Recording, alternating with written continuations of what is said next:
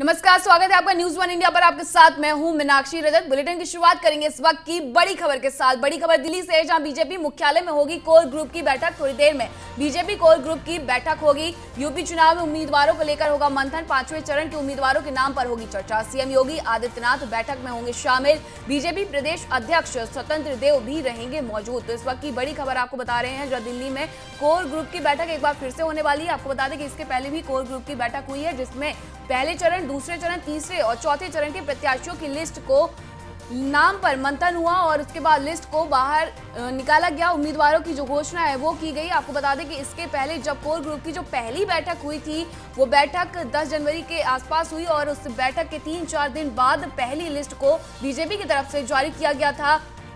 107 प्रत्याशियों की घोषणा की गई और फिर 2 प्रत्याशियों, फिर 1 प्रत्याशी, इस तरीके से 110 प्रत्याशियों की घोषणा हुई और दूसरे और तीसरे चरण के लिए 85 उम्मीदवारों की घोषणा की गई। और यूपी चुनाव में उम्मीदवारों को लेकर के अब फिर से मंथन होगा और फिर से 5वें चरण के उम्मीदवारों के नाम पर चर्चा होगी और कोर ग्रुप की बैठक होगी, जिसमें मुख्यमंत्री योगी आदित्यनाथ, प्रदेश अध्यक्ष स्वतंत्र देव सिंह भी शामिल होंगे। दिल्ली में ये कोर ग्रुप की बैठक होगी। बीजेपी प्रदेश अध्यक्ष स्वतंत्र देव सिंह भी मौजूद रहेंगे और अधिक जानकारी के साथ मेरे सहयोगी पीयूष जुड़ चुके हैं। पीयूष, दिल्ली में बीजेपी मुख्यालय में कोर ग्रुप की बैठक होने वाली है। इसके पहले जो बैठक हुई थी उसमें प्रत्याशियों के पहले से लेकर के चौथे चरण तक के प्रत्याशियों के जो नाम है उसकी घोषणा हुई थी। अब 5वें चरण के प्रत्याशियों की घोषणा होगी। कितने प्रत्याशियों को मैदान में उतारने की घोषणा हो सकती है? कितने नामों पर यहाँ मंथन होगा?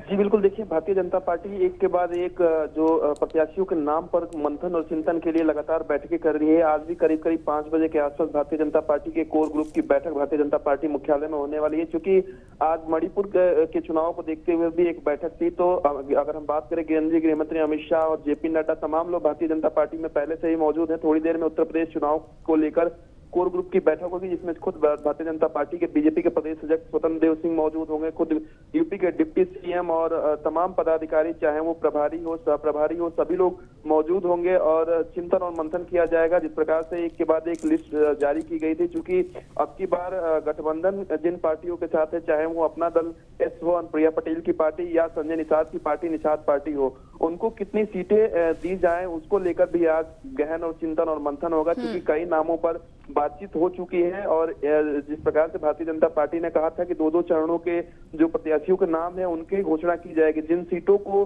भारतीय जनता पार्टी ने अभी छोड़ दिया है, उसमें चर्चा नहीं हुई है, वो कहीं ना कहीं उस सीट पर दावेदार एक से ज्यादा है, उन सीटों पर भी आज चिंतन और मंथन होगा। क्योंकि जिस प्रकार से विधानसभा के चुनाव नजदीक आते जा रहे हैं, तो भारतीय जनता पार्टी चाहती है कि ज्यादा से ज्यादा जो प्रत्याशियों को वक्त है वो चुनाव प्रचार में मिल सके। यही कारण है कि एक के बाद एक भारतीय जनता पार्टी बैठकें कर रही है। करीब करीब आप देखिए, पहली बार में भारतीय जनता पार्टी ने 107 प्रत्याशियों के नाम फाइनल किए थे। इसके बाद फिर 2 प्रत्याशियों के नाम फाइनल हुए, फिर 85 प्रत्याशियों के नाम फाइनल हुए। तो अब जो बाकी बचे हुए प्रत्याशी है, करीब 403 विधानसभा है उत्तर प्रदेश में, तो उन नामों पर चिंतन मंथन होगा।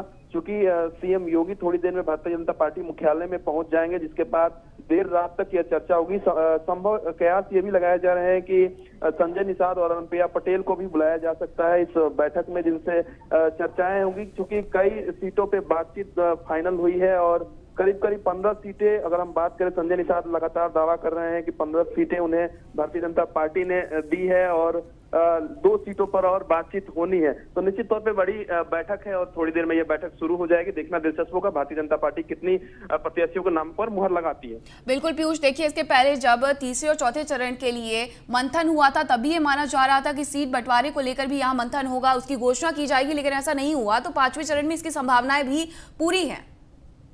जी बिल्कुल, जिस प्रकार से देखिए देर रात एक पहली बैठक हुई थी, तब भी संजय निषाद और अनुप्रिया पटेल को देर रात करीब 12 बजे के आसपास भारतीय जनता पार्टी मुख्यालय में बुलाया गया था। क्योंकि दोनों ही पार्टियों की मांग ये है कि ज्यादा से ज्यादा सीटें इनको दी जाए। भारतीय जनता पार्टी भी इस मूड में है, लेकिन भारतीय जनता पार्टी चाहती है कि सिंगल सीट पर भी भारतीय जनता पार्टी को नुकसान ना हो। कहीं ये ना हो कि प्रेशर पॉलिटिक्स में आकर भारतीय जनता पार्टी, दोनों ही गठबंधन के जो सहयोगी हैं, उनको ज्यादा सीटें दे दे और भारतीय जनता पार्टी का नुकसान हो जाए। यही कारण है कि एक के बाद एक इन पार्टियों के शीर्ष नेताओं से भारतीय जनता पार्टी के जो शीर्ष नेता है वो मुलाकात कर रहे हैं। चाहे वो संगठन के प्रदेश महामंत्री सुनील बंसल हो या संगठन के राष्ट्रीय महामंत्री BL संतोष, खुद गृह मंत्री अमित शाह ने इन दोनों नेताओं से मुलाकात की थी। पिछली बार जब प्रेस कॉन्फ्रेंस हुई तो अनुप्रिया पटेल हो या संजय निषाद हो, दोनों ने ही भारतीय जनता पार्टी के पक्ष में कसीदे पढ़े थे। हालांकि सीट शेयरिंग को लेकर जब सवाल पूछा गया तो उन्होंने कहा कि बातचीत चल रही है और कुछ दिनों बाद सीट शेयरिंग में कितनी सीटें भारतीय जनता पार्टी को दी गई है, माफ करिएगा, कितनी सीटें उनके पार्टी को दी गई है, चाहे अपना दल इसको या निषाद पार्टी को, तो तमाम बिंदुओं पे चर्चा और मंथन आज भी भारतीय जनता पार्टी करेगी और संभव है कि आज गठबंधन की सीटों को लेकर फाइनल बातचीत हो जाए, जिसके बाद कल या परसों में भारतीय जनता पार्टी गठबंधन को कितनी सीटें देने जा रही है इसका ऐलान भी भारतीय जनता पार्टी कर सकती है। बिल्कुल पीयूष, देखिए जब अपना दल की बात आती है तो अच्छी खासी जीत दर्ज की थी, 11 सीटों में से 9 सीटों पर उन्होंने जीत दर्ज की थी, तो जाहिर की सी बात है कि सीटें इस बार अधिक मांगी जाएंगी। पेच कहाँ फंसा हुआ है वो बात करके ही सॉल्व होगा, लेकिन क्या आज जो मंथन होने वाला है इसमें निषाद पार्टी से संजय निषाद और क्या अनुप्रिया पटेल भी शामिल होने वाली हैं? जी बिल्कुल, देखिए जब बैठकें हुई हैं तब भारतीय जनता पार्टी के शीर्ष नेतृत्व ने दोनों को ही बुलाया है। आप देखिए संजय निषाद के साथ साथ उनके बेटे प्रवीण निषाद को भी भारतीय जनता पार्टी ने बुलाया था और अनुप्रिया पटेल के साथ उनके पति आशीष पटेल भी इस पिछली बार जब बैठक हुई थी तो वो आए थे। देर रात करीब 3-3, 4-4 घंटे इन दोनों नेताओं से, जो दोनों पार्टियों के नेता हैं, उनसे भारतीय जनता पार्टी के शीर्ष नेतृत्व ने मुलाकात की। केंद्रीय चुनाव समिति की बैठक हुई थी तो उसमें भी चर्चा हुई थी कि गठबंधन के जो सहयोगी दल हैं उनको कितनी सीटें दी जाए, क्योंकि जिस प्रकार से भारतीय जनता पार्टी के बड़े बड़े जो नेता हैं उन्होंने भारतीय जनता पार्टी का दामन छोड़ दिया था, कई विधायकों ने पार्टी छोड़ दी थी, स्वामी प्रसाद मौर्य ने पार्टी छोड़ दी थी। यही कारण है कि भारतीय जनता पार्टी अब की बार नहीं चाहती है कि अनुप्रिया पटेल और संजय निषाद को नाराज किया जाए, लेकिन भारतीय जनता पार्टी ये भी देख रही है कि किसी भी प्रकार से प्रेशर पॉलिटिक्स में भारतीय जनता पार्टी ना दबाव में ना आए। बिल्कुल पीयूष, बीजेपी किसी भी तरीके की प्रेशर पॉलिटिक्स नहीं चाहती है, इसीलिए शायद अभी तक जो घोषणा है गठबंधन को लेकर के वो नहीं की गई है। 5वें दौर के लिए आज मंथन होने वाला है, जिसमें हो सकता है कि इसके बाद जब 5वें दौर के प्रत्याशियों की घोषणा की जाए तो उसके साथ ही गठबंधन के प्रत्याशियों को कितनी सीटें मिलेंगी इसकी भी घोषणा हो सकती है। पीयूष, बहुत बहुत धन्यवाद आपका तमाम जानकारी के लिए। वहीं मुख्यमंत्री योगी आदित्यनाथ आज गाजियाबाद के मोहन नगर में एक पार्टी कार्यक्रम में पहुंचे, जहां बीजेपी के प्रभावी मतदाता संवाद विधानसभा कार्यक्रम में प्रबुद्ध लोगों को उन्होंने संबोधित किया और कहा कि बीजेपी सरकार ने 2017 के संकल्प पत्र के एक वादे को पूरा किया है। उत्तर प्रदेश विधानसभा चुनाव प्रारंभ हो चुका है। नामांकन की प्रक्रिया प्रथम चरण की पूरी हो चुकी है और अगले 2 दिन के अंदर चुनाव चिन्ह आवंटन के साथ चुनाव प्रचार और तेजी के साथ आगे बढ़ेगा। सभी दलों ने अपनी अपनी सूची जारी की है। बीजेपी ने भी, समाजवादी पार्टी ने, बहुजन समाज पार्टी ने, कांग्रेस ने और अन्य सभी दल। और आज जब उत्तर प्रदेश में भारतीय जनता पार्टी सरकार के 5 साल पूरे हो रहे हैं और हम विधानसभा चुनाव के लिए वर्तमान में जनता जनार्दन का आशीर्वाद प्राप्त करने के लिए जा रहे हैं,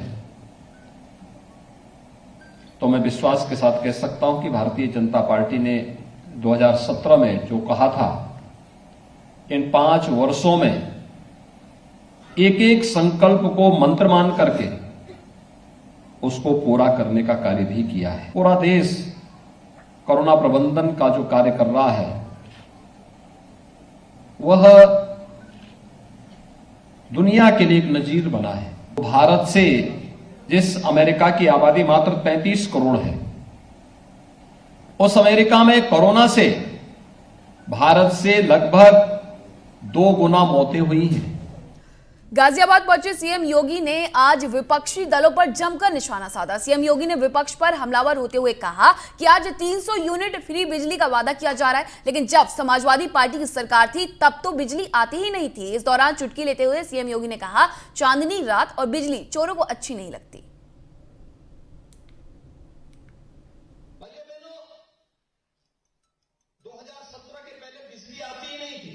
जो आज कह रहे हैं कि 300 यूनिट फ्री में बिजली देंगे, इनसे पूछना चाहिए, बिजली जब आती नहीं थी तुम बिजली नहीं देते थे, तुम तो अंधेरे में रहने के अभ्यस्त थे, क्योंकि चांदनी रात चोरों को अच्छी नहीं लगती है।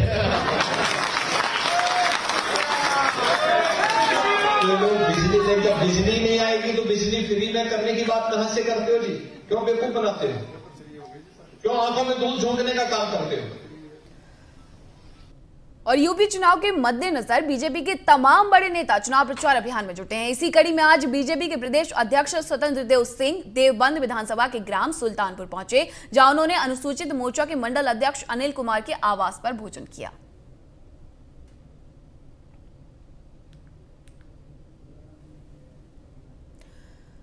बीजेपी प्रदेश अध्यक्ष स्वतंत्र देव सिंह का कहना है कि इस बार बीजेपी 300 से ज्यादा सीटें जीतेगी। और क्या कुछ कहा उन्होंने, हमारे संवाददाता ने उनसे खास बातचीत की, आपको सुनवाते हैं।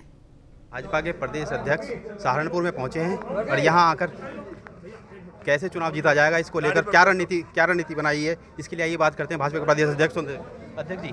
चुनाव को देखते हुए कोरोना जैसे महामारी में लोगों को इस समय कोरोना चल रहा है, उसका लेकर छोटी बैठकें तक की वोटर की आज बैठक थी। अध्यक्ष जी, आपने संवाद कार्यक्रम में एक बात कही है कि अंधेरा छटेगा, सूरज खिलेगा, सूरज उगेगा, कमल खिलेगा। तो आपको क्या संशय है इस बार कमल खिलने के लिए? अटल जी की बात मैं कर रहा था। नहीं, इस बार 1980 में। जी हाँ, और आज तो बहुत प्रभावशाली पार्टी है पूरी दुनिया के अंदर, देश के अंदर एक आदरणीय मोदी जी का सम्मान है, गरीबों के बीच में सम्मान है। और गरीब मन बना चुका है कि मोदी के अलावा किसी को वोट नहीं देना, योगी के अलावा किसी को। इस बार कितनी सीटें मानते हैं सर प्रदेश में? 300 प्लस। ये थे भाजपा प्रदेश अध्यक्ष स्वतंत्र देव सिंह जी। मुजफ्फरनगर की पुरकाजी विधानसभा से बीजेपी विधायक प्रमोद ऊंटवाल से उनकी ही पार्टी के समर्थक नाराज हैं। आलम यह है कि रामपुर गांव के निवासियों ने अब गठबंधन के प्रत्याशी को अपना समर्थन दे दिया है। ग्रामीणों का कहना है कि जब भी विधायक जी को कोई काम बताया जाता है तो विधायक हमेशा पल्ला झाड़ लेते हैं। पुरकाजी विधानसभा में वोटरों की क्या है राय, यही इस पर बात करेंगे। रामपुर गांव के कुछ ग्रामीण हमारे साथ हैं, उनसे ही पूछते हैं इस बार क्या मन बनाया है रामपुर गांव के लोगों ने। पहले तो मैं नौजवान इंडिया को धन्यवाद देता हूं, बात करने का मौका दिया। और जी पहले हमने भाजपा को वोट दी थी, उसके बाद जब भी कोई सही काम की भी ज़रूरत पड़ी, इन्होंने कोई काम नहीं करा। किसने? इसने ऊंटवाल ने, प्रमोद ऊंटवाल ने। और जी योगी को और मोदी को हम पसंद करते हैं, लेकिन कैंडिडेट बहुत घटिया, इन्हें चेंज करना चाहता है कैंडिडेट। तो अब किसके साथ आप, किसका समर्थन जा रहा है, किसको? फिलहाल हमें अनिल से उम्मीद है, उसने हमारे पहले भी काम करे हैं। मेरा नाम ठाकुर रामबुल सिंह है। जो भी ठाकुर साहब ने बताया बात है, ये हम पूरे भाजपाई हैं, योगी और मोदी खूब पसंद करते हैं। लेकिन जो प्रमोद ऊंटवाल जी जो विधायक हमारे, ये किसी भी काम सही काम के लिए भी गए, उसकी भी इन्होंने सुनवाई नहीं करी। तो हम तो ये चाहते हैं कि या तो कैंडिडेट चेंज कर दिया जा, नहीं तो हमें फिर मजबूरन कुछ विकल्प सोचना पड़ेगा। उन्होंने ना कोई हमारी बात सुनी, ना उन्होंने कोई कार्रवाई करी, ना गाड़ी से उतरे हुए। हम उन्हें कहते रहे। समर्थन किसके साथ जा रहा है रामपुर गांव का? देखो जी, फिर तो अब ये सोचते हैं भाई कौन हमारा काम होगा। तो फिलहाल तो जो हवा चली फिर अनिल की चल रही है यहाँ पर। बस वैसे तो ज़्यादातर भाजपा के साथ ही है जी, लेकिन जो कैंडिडेट है उससे तो नाराज़ ही है सब जनता। कैंडिडेट से नाराज। क्या नाराजगी है ऊंटवाल जी से कि पूरा गांव एक तरफा हो गया है? बस ज़्यादातर यही बात है जी कि कोई अगर काम को गया तो काम की सुनवाई नहीं हुई। आया वैसे तो आया, एक दो चार बार आया गांव में, तो और वो बात नहीं है, वो बात नहीं है उसमें जो विधायक में होनी चाहिए। तो भाजपा से तो किसी तरह की नाराजगी नहीं है, लेकिन जो लोकल प्रत्याशी हैं, लोकल विधायक हैं, उनसे पूरी तरह से नाराज नजर आ रहे हैं लोग। मुजफ्फरनगर से सचिन जौहरी, न्यूज़ वन इंडिया। और अब रुक करते हैं मुरादाबाद का, जहां की कुंदुरकी विधानसभा से 3 बार समाजवादी पार्टी से विधायक चुने गए मोहम्मद रिजवान ने अपना टिकट काट दिए जाने से नाराज होकर सपा की सदस्यता से इस्तीफे का ऐलान करते हुए कहा कि इतनी मेहनत करने के बाद भी पार्टी में कोई कद्र नहीं है। दरअसल कुंदुरकी विधानसभा से समाजवादी पार्टी ने मौजूदा सपा विधायक रिजवान का टिकट काटकर संभल के सांसद डॉक्टर शफीकुर रहमान बर्क के पोते जियाउर रहमान को दे दिया है। कुंदुरकी विधानसभा से 2002, 2012, 2017 में 3 बार के समाजवादी पार्टी विधायक मोहम्मद रिजवान ने नाराजगी जाहिर करते हुए कहा कि बेबाक अंदाज में उन्होंने कहा कि पार्टी अब पैराशूट वालों को ही मान रही है, जमीनी हकीकत को नहीं देख रही है। क्या आप समाजवादी के खिलाफ चुनाव लड़ाएंगे? हाँ बिल्कुल लड़ाऊंगा। या स्वयं लड़ेंगे? नहीं, मैं ही लड़ूंगा या लड़ाऊंगा, जैसे भी करूँगा। समाजवादी पार्टी को उसमें छोड़ दूंगा। तो क्या इसमें रोशनी डालेंगे किस पार्टी को लड़ाना चाहेंगे? नहीं, अभी मैं इसमें इस बारे में कुछ नहीं बात कर सकता। इस बारे में जो है अभी कमेंट नहीं करना चाहता मैं कि मैं किस पार्टी की लड़ूंगा। इस्तीफा आपने दे दिया या देंगे इस्तीफा? इस्तीफा आपने दे दिया समाजवादी पार्टी से या देंगे अभी? मैंने दे दिया, इस्तीफा दे दिया। हाँ मैंने कह दिया, इस्तीफा दे दिया, क्योंकि यहाँ पर कदर नहीं। खबर आगरा से, जहां फतेहाबाद से विधायक जितेंद्र वर्मा ने बीजेपी से इस्तीफा दे दिया है। टिकट नहीं मिलने से नाराज हैं विधायक जितेंद्र वर्मा और बीजेपी ने फतेहाबाद विधानसभा से छोटे लाल वर्मा को उम्मीदवार बनाया है। विधायक जितेंद्र वर्मा सपा में शामिल हो सकते हैं। तो सूत्रों के हवाले से ये खबर है कि वो अब सपा में शामिल हो सकते हैं। टिकट नहीं मिला जिसकी वजह से वो नाराज हैं और बीजेपी ने इस बार फतेहाबाद विधानसभा से छोटेलाल वर्मा को उम्मीदवार बनाया है, जबकि वो सिटिंग विधायक हैं और फतेहाबाद से विधायक जितेंद्र वर्मा ने बीजेपी से इस्तीफा दे दिया है, जिसके बाद सूत्रों के हवाले से खबर है कि वो सपा में शामिल हो सकते हैं। टिकट नहीं मिलने से नाराज थे विधायक जितेंद्र वर्मा, जिसके बाद उन्होंने बीजेपी से इस्तीफा दे दिया और बीजेपी ने इस बार फतेहाबाद विधानसभा से छोटेलाल वर्मा को चुनावी मैदान में उतारा है।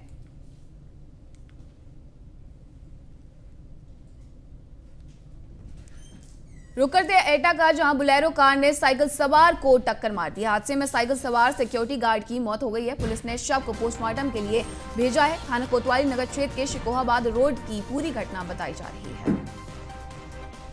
एटा में यह हादसा हुआ, जहां हादसे में साइकिल सवार सिक्योरिटी गार्ड की मौके पर ही मौत हो गई है। आपको बता दें, पुलिस ने शव को पोस्टमार्टम के लिए भेज दिया है। थाना कोतवाली नगर क्षेत्र के शिकोहाबाद रोड की ये पूरी घटना है।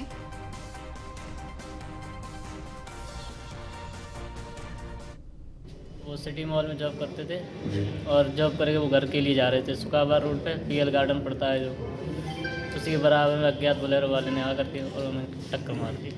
तो मौके भी मौत हो गई?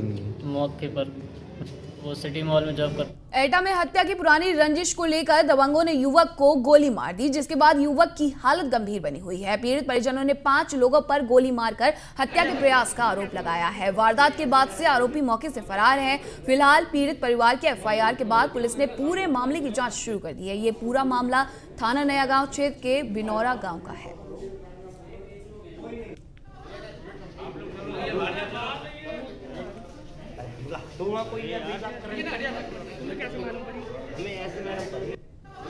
ये हमारे चाचा जी को गोली लगी है जी।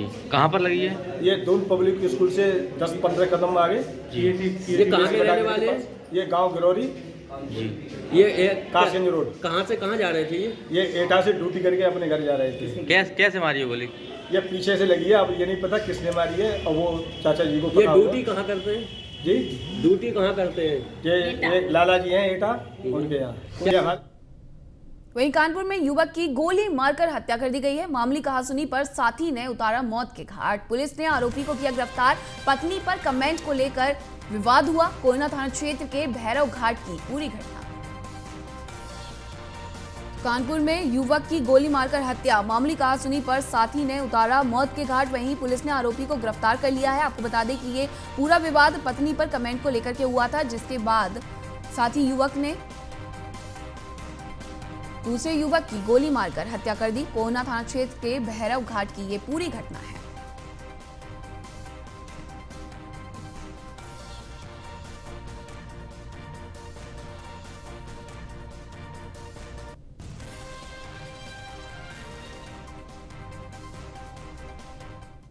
वहीं लखनऊ में गणतंत्र दिवस पर रिहा होंगे 100 कैदी। अच्छे आचरण वाले उम्रदराज कैदी रिहा किए जाएंगे। 60 साल की उम्र पूरी कर चुके कैदी रिहा होंगे। 16 साल की सजा पूरी करने वाले कैदी भी पात्र होंगे। वहीं गंभीर बीमारी वाले कैदी गणतंत्र दिवस पर रिहा होंगे। कैदियों की रिहाई पर अंतिम फैसला राज्यपाल लेंगे।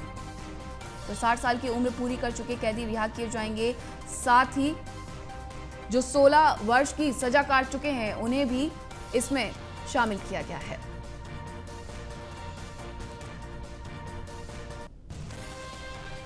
और छत्तीसगढ़ की राजधानी रायपुर में मुख्यमंत्री भूपेश बघेल ने नेताजी सुभाष चंद्र बोस की जयंती के अवसर पर वीडियो कॉन्फ्रेंसिंग के माध्यम से छत्तीसगढ़ रोजगार मिशन के राज्य स्तरीय कार्यालय का रायपुर में शुभारंभ किया। छत्तीसगढ़ में आगामी 5 सालों में रोजगार के 12 से 15 लाख नए अवसर पैदा करने का उद्देश्य है। इस मौके पर सीएम बघेल ने नेताजी सुभाष चंद्र बोस के फोटो पर पुष्प अर्पित कर उन्हें श्रद्धांजलि भी दी।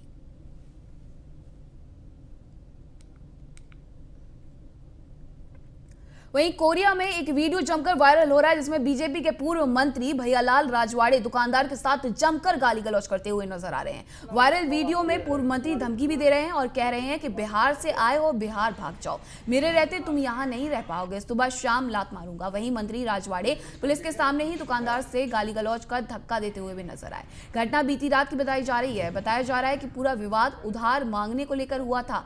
पान की दुकान चलाने वाले जय नामक दुकानदार ने उधार देने से मना कर दिया तो विवाद बढ़ गया। इसी दौरान मंत्री जी के भतीजे ने उनको फोन कर दिया, जिसके बाद मंत्री भैयालाल राजवाड़े और चर्चा थाने की पुलिस मौके पर पहुंच गई। बीजेपी के पूर्व मंत्री पुलिस की मौजूदगी में दुकानदार के साथ गाली गलौज के साथ ही धमकी देते हुए नजर आए। और उसके बाद से मेरा भतीजा है, वो मेरे पास आके बताया कि वो दुकान वाला जो वहाँ पर है अपना रेलवे स्टेशन के पास, वो मेरे साथ मारपीट किया। मैं पूछा क्यों मारपीट किया, उन्होंने बताया कुछ बात नहीं हुआ था, उसकी दुकान में कुछ लोग लेन देन रहा होगा जैसा भी रहा होगा, तो उसके बाद मारपीट किया। तो मैं गया उसके बाद, मैं पूछा कि तुम ऐसा क्यों किए और तुम यहाँ पर क्या करते हो। काफ़ी दिनों से वहाँ पर अवैध रूप से वो रह रहा है, उसका कोई घर नहीं है, कुछ नहीं है और यहाँ का निवासी भी नहीं है, बाहर का है। मैं कहता तुम आ करके, वो उसका केवल एक ही धंधा है कि लोगों को गुमराह करके, गांव के लोगों को शराब वराब पिला करके और उनके साथ उनकी ज़मीन जो है उनका अफरा तफरी करवा देता है। वहीं छत्तीसगढ़ में सड़क कार्य में लगे गाड़ियों को नक्सलियों ने आग के हवाले कर दिया। पूरा मामला पंकाजूर का है, जहां छत्तीसगढ़ सीमा से गढ़चिरौली में बड़ी नक्सली वारदात सामने आई है। नक्सलियों ने सड़क निर्माण में लगी 12 गाड़ियों को आग के हवाले कर दिया। ये निर्माण कार्य इरपनाल पेंडुगा में चल रहा था, जहां प्रधानमंत्री ग्राम सड़क योजना के तहत सड़क निर्माण का कार्य किया जा रहा था। पूरा मामला धौड़राज थाना क्षेत्र का है। तस्वीरें हैं, तस्वीरों में आप देख सकते हैं कि छत्तीसगढ़ में सड़क कार्य में लगी 12 गाड़ियों को नक्सलियों ने आग के हवाले कर दिया है। प्रधानमंत्री ग्राम सड़क योजना के तहत सड़क निर्माण का कार्य किया जा रहा था और इसी दौरान नक्सलियों ने सभी निर्माण में लगी गाड़ियों को आग के हवाले कर दिया। छत्तीसगढ़ के अंतागढ़ में साल 2013 में तत्कालीन मुख्य कार्यपालन अधिकारी पंचायत अंतागढ़ की ओर से एक एनजीओ संचालक के साथ मिलकर क्लस्टर क्षेत्र में ग्रामीणों को टाट पट्टी बनाने और सूकर वितरण के नाम पर लाखों की ठगी का मामला सामने आया है। इस पूरे मामले का खुलासा अंतागढ़ निवासी आरटीआई कार्यकर्ता जावेद खान ने किया। मामले में एनजीओ संचालक एवं तत्कालीन मुख्य कार्यपालन अधिकारी प्रेमलता धुर्वे की ओर से ग्रामीणों को प्रशिक्षण देने और किट वितरण किए जाने की बात कही गई। फिलहाल पूरे सबूत के साथ आरटीआई कार्यकर्ता की ओर से जिला कलेक्टर, पुलिस अधीक्षक कांकेर और अंतागढ़ थाने में शिकायत दर्ज कराई गई थी। वहीं शिकायत और जांच के बाद जिला पंचायत की मुख्य कार्यपालन अधिकारी प्रेमलता धुर्वे और राम प्रसाद भगत पर आपराधिक मामला दर्ज कर पुलिस ने गिरफ्तार कर उन्हें जेल भेज दिया है। वर्ष 2013 में थाना अंतागढ़ में एक अपराध पंजीबद्ध किया गया था, जिसमें तत्कालीन जनपद सीओ श्रीमती पी धुर्वे तथा Shri Ram welfare and education society Jagdalpur के विरुद्ध था। इसमें फर्जी तरीके से टाट पट्टी वितरण, फर्जी तरीके से प्रशिक्षण देना और फर्जी तरीके से अपना डॉक्यूमेंट्स बनाने का इनके ऊपर आरोप था। 400 जिसमें धारा 409, 420, 467, 468, 471 और 34 भादवी कायम कर विवेचना में लिया गया था। तत्कालिक तौर पर जनपद सीओ को गिरफ्तार करके जेल भेजा गया था और श्री राम एजुकेशन सोसाइटी के जो अध्यक्ष थे राम प्रसाद भगत, वो मौके से फरार थे। पिछले 7 वर्षों से पुलिस द्वारा उसकी पता तलाश की जा रही थी। पुलिस अधीक्षक महोदय द्वारा इसके विरुद्ध जो है 5000 इनाम भी घोषित किया गया था। जो भी इनके बारे में सूचना देगा या गिरफ्तार कराएगा, तो थाना अंतागढ़ से विशेष टीम का गठन किया गया। कालिक तौर पर उन्हें गिरफ्तार करके भी आज थाना लाया गया है और विस्तृत पूछताछ करके अपना उन्होंने जुर्म कबूल किया है। वर्ष 2000 सुरगजा में खाद्य मंत्री अमरजीत भगत ने पेचला दौरे पर किसानों को कई बड़ी सौगातें दी। आपको बता दें कि सीतापुर में लगातार किसानों की सबसे बड़ी समस्या पैसों को लेकर थी। सीतापुर में एक ही सहकारी बैंक होने के कारण किसान 20 किलोमीटर पैदल आकर अपने पैसों के लिए कई दिनों तक इंतजार करते थे, लेकिन सुरगजा के माटी पुत्र अमरजीत भगत के तत्वाधान से सीतापुर के पेटला में नवीन जिला सहकारी बैंक का उद्घाटन किया, जिसमें अब किसानों को उनका पैसा समय से मिल सकेगा। वहीं मंत्री ने कार्यक्रम के दौरान बताया कि सीतापुर ब्लॉक में रोड का जाल बिछाया जा रहा है, जिसमें प्रतापगढ़ से लेकर गेरसा, केरजू, पेटला सबसे महंगे रोड 42 करोड़ की लागत की मंजूरी मिल गई है। अमरजीत भगत अपने इन्हीं कामों के कारण जनता के दिलों में बसे हैं, इसलिए सीतापुर में लगातार 4 बार विधायक बन चुके हैं। सीतापुर क्षेत्र के पेटला गांव में सहकारी बैंक खुला है। इससे किसानों का जो समस्या था, 27 गांव के लोग यहां पर लेन देन करेंगे। जो धान बेचते हैं उसका पैसा, सीतापुर में ज़्यादा लोड होता था, लंबा लाइन लगाना पड़ता था। इस बैंक के खुलने से लोगों को सहूलियत मिलेगा। गांव में लोग अपना पैसा समय पर जमा कर पाएंगे, निकाल पाएंगे, धान का पैसा ले पाएंगे, बोनस का पैसा ले पाएंगे। इसके खुलने से लोगों को बहुत बड़ा सौगात मिला है। सभी लोगों को बहुत बहुत बधाई। और इस बुलेटिन में मेरे साथ इतना ही, लेकिन न्यूज़ 1 इंडिया पर खबरों का सिलसिला लगातार जारी है। नमस्कार।